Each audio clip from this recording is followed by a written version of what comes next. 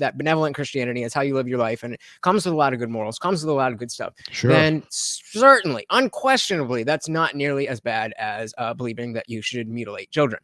100%. Yeah. And I mean, that's slow to sink into many people, right? We have an amazing guest here, guys. Yes, he's actually here. Please welcome Dr. Peter Boghossian. One of the things you've said it a number of times is that thinking back on all of that, being an atheist, pushing that notion of if we just get religion out of the way, then we can flourish. And maybe that's not exactly what happened. Well, maybe it's actually worse.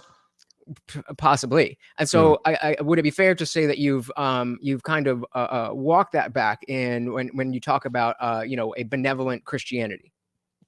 No, it's not fair to say that I've walked it back. It is fair to say that I've reconsidered that, and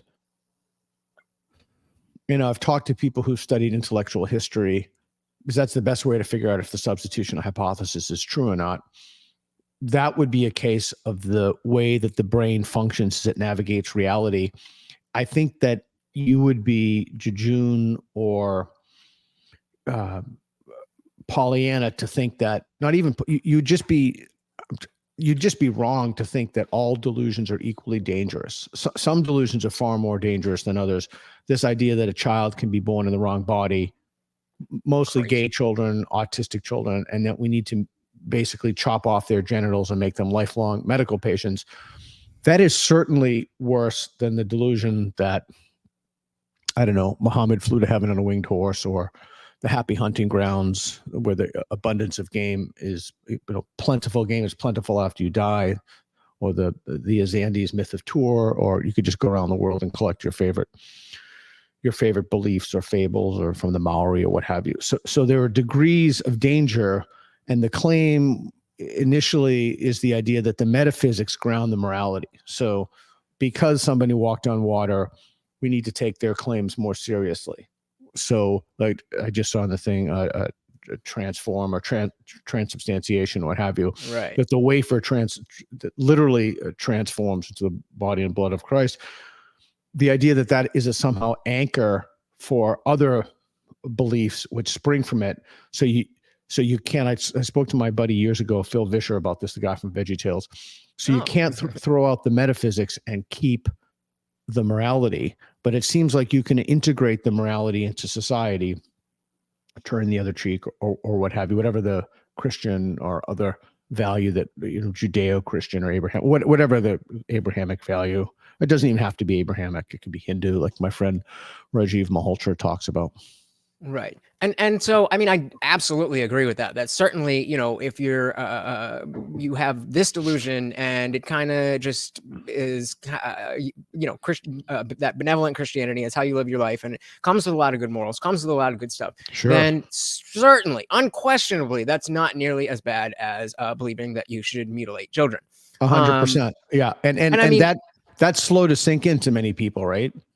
Because they think that there's a kind of egalitarianism among delusions, but that's just clearly false. I mean, if somebody has a delusion that they should kill all left-handed people and that God wants them to do that, that's clearly not as even remotely dangerous as the delusion that, eating 3 apples a day will deliver you from your temptations about, I don't know, veganism, or whatever, any other, benign delusion. And so while I absolutely agree with that, I struggle with the notion of kind of, and maybe this is just ego, but ceding ground to this idea that beliefs are innocuous. Now, there might be delusions that are less harmful, but I think that any belief that doesn't correlate with reality has some aspect of negativity. And to even say that, that's not true. No, that's not true. No. I'll give you specific concrete examples where that's not true. The problem is that if you don't have a mechanism, a corrective mechanism to weed out what's true and what's false. So this is like the 699 level. I'll throw something I've been thinking about for 20 years on here right now. All right, let's get it.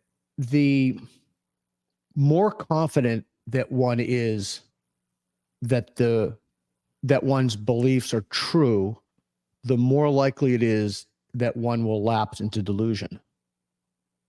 But I'll just leave that as a placeholder. Silmarillion talks about that. I think I pronounced his last name incorrectly, the logician. So the more confident you are, the more likely you are to fall into delusion. In the whole range of your beliefs. Yeah. Right. Okay. The more likely you are overall to fall into delusions, and then you can't. There are layers to that. Nested within that, there's the ability to dig oneself out and revise one's beliefs. You can look at this as a kind of a belief cascade.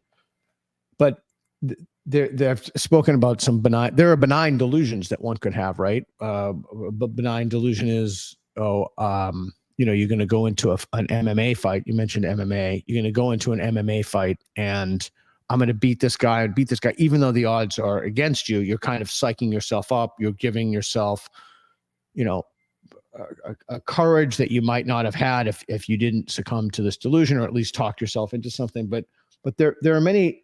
Not all delusions are harmful, and